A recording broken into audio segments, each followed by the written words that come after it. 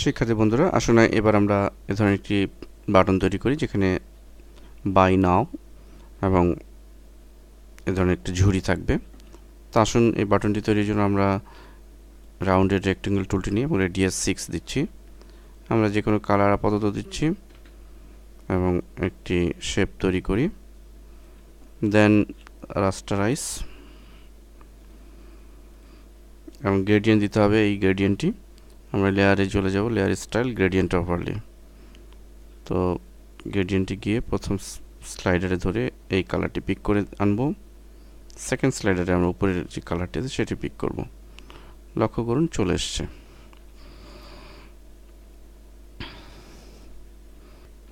দেন ওকে।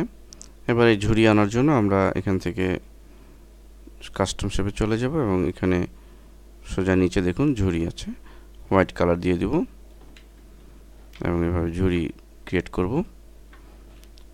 Layer menu থেকে rasterise করে দেব এবং যথারীতি বাই নাও এই লেখাটি আমরা এভাবে লিখে দেব।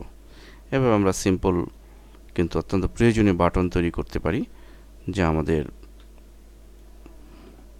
graphicsriver.net এর মতো সাইটে আমরা